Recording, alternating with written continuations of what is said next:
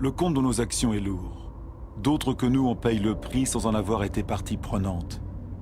J'ai vu des camps de réfugiés, aussi vastes que des villes, jetés dans le désert. Combien d'hommes, de femmes, d'enfants laisserons-nous au bord du chemin? Faut-il toujours construire des murs pour rompre les chaînes des solidarités humaines, séparer les hommes d'autres hommes, le bonheur des uns du malheur des autres? Il est trop tard pour être pessimiste. Je sais qu'un homme, même seul, peut abattre tous les murs. Il est trop tard pour être pessimiste. Dans le monde, 4 enfants sur 5 vont à l'école. Jamais l'instruction n'a été donnée à autant d'êtres humains. Chacun peut agir, du plus pauvre au plus riche. Le Lesotho, l'un des pays les plus démunis de la planète, est celui qui investit le plus largement ses richesses dans l'éducation. Le Qatar, l'un des plus riches, s'ouvre aux meilleures universités du monde. La culture, l'éducation, la recherche, l'innovation sont des ressources inépuisables. Face aux malheurs et aux souffrances, des millions d'ONG apportent la preuve que la solidarité des peuples est plus forte que l'égoïsme des nations. Au Bangladesh, un homme a eu l'idée de créer une banque impensable. Elle ne prête qu'aux pauvres. En 30 ans à peine, elle a changé la vie de 150 millions de personnes dans le monde. L'Antarctique est un continent aux ressources immenses que personne ne pourra plus s'approprier. Une réserve dédiée à la paix et à la science. Un traité signé par 49 États en a fait le bien de l'humanité entière. Il est trop tard pour être pessimiste. Les gouvernements protègent près de 2% de leur eau territoriale. C'est peu, mais c'est déjà 2 fois plus qu'il y a 10 ans. Les premiers parcs naturels ont un peu plus d'un siècle. Ils recouvrent plus de 13% des continents. Ils créent des espaces où l'activité humaine se conjugue à la préservation des espèces, des sols et des paysages. Cet accord des hommes et de la terre peut devenir la règle et non plus l'exception. Aux États-Unis, New York a compris les services que rend la nature. Ses forêts et ses lacs fournissent l'eau potable de toute la ville. En Corée du Sud, les forêts avaient été dévastées lors de la dernière guerre. Grâce à un programme national de reboisement, elles couvrent de nouveau 65% de la surface du pays. Plus de 75% du papier est recyclé. Le Costa Rica a fait son choix entre dépenses militaires et préservation de son territoire. Le pays n'a plus d'armée. Il a préféré mettre ses ressources dans l'éducation, l'écotourisme et la protection de sa forêt primaire. Le Gabon est l'un des plus grands producteurs de bois au monde. Il a imposé la coupe sélective, pas plus d'un arbre pour chaque hectare. Sa forêt est l'une de ses principales ressources économiques. Mais elle a le temps de se régénérer. Des labels existent qui garantissent la bonne exploitation des forêts. Ils doivent devenir la norme obligatoire. Entre producteurs et consommateurs, la justice est une chance pour tous. Quand le commerce est équitable, qu'il bénéficie à la fois au vendeur et à l'acheteur, chacun peut faire prospérer son travail et en vivre dignement. Quelle justice et quelle équité peuvent-elles s'établir entre ceux qui travaillent à la main et ceux qui engrangent leur récolte à la machine avec l'aide de leurs États? Soyons des consommateurs responsables. Réfléchissons à ce que nous achetons.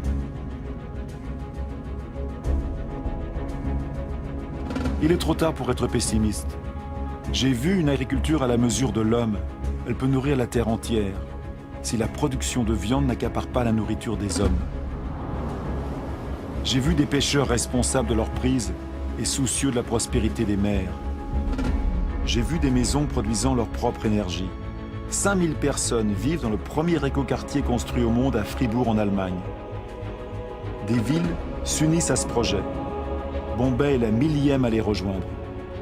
Les gouvernements de la Nouvelle-Zélande, de l'Islande, de l'Autriche et de la Suède et d'autres encore ont décidé que le développement des énergies renouvelables serait leur priorité. Je sais que 80% de l'énergie que nous consommons viennent des énergies fossiles. Chaque semaine, 2 nouvelles centrales à charbon se construisent rien qu'en Chine.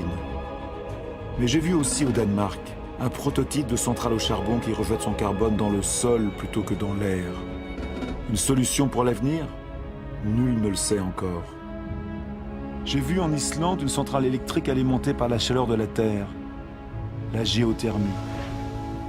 J'ai vu un serpent de mer posé sur la houle pour utiliser l'énergie des vagues et produire de l'électricité.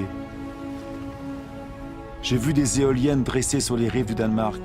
Elles fournissent 20% de l'électricité du pays. Les États-Unis, la Chine, l'Inde, l'Allemagne, l'Espagne sont les premiers à investir dans les énergies renouvelables. Elles ont déjà créé plus de 2,5 millions d'emplois. Sur quelle terre au monde le vent ne souffle-t-il pas? J'ai vu des étendues désertiques éclatantes de soleil. Si tout est lié sur la Terre est liée au soleil, sa première source d'énergie. Ce que le végétal a fait en capturant son énergie, les hommes ne peuvent-ils le faire? En 1 heure, le soleil donne à la Terre l'énergie consommée par toute l'humanité en 1 an. Tant que la Terre existe, l'énergie du soleil est inépuisable. Il suffit de cesser de fouiller le sol et de lever les yeux vers le ciel. Il suffit d'apprendre à cultiver le soleil. Toutes ces expériences ne sont que des exemples, mais elles témoignent de l'éveil des consciences. Il est trop tard pour être pessimiste. À l'école aussi, on en est persuadé.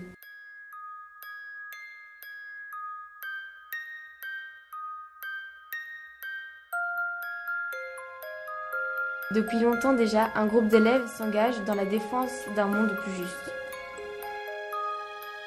Nous défendons les droits humains aux côtés d'Amnesty International.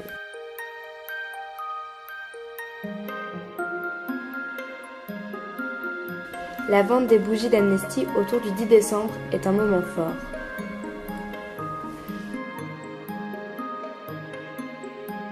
À Noël, nous offrons un petit déjeuner convivial autour de produits issus du commerce équitable.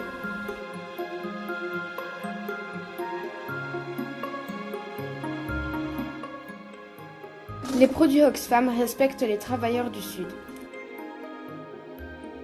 Ils vous sont proposés chaque semaine tout au long de l'année dans notre magasin.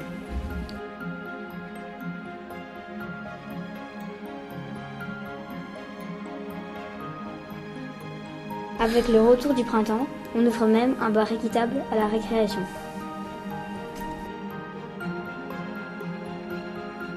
Nous cherchons à sensibiliser l'école à différents sujets. Chaque année est consacrée à un thème particulier.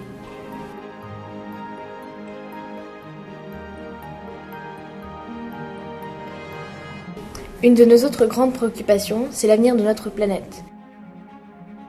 Cela a lancé la dynamique du projet École pour demain.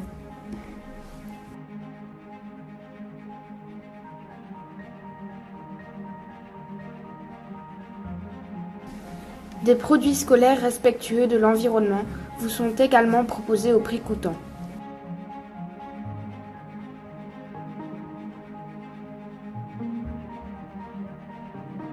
La question des transports nous motive aussi.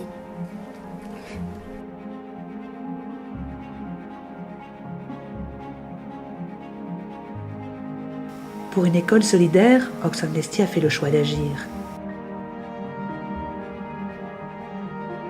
Si toi aussi ça t'intéresse, tu peux nous rejoindre.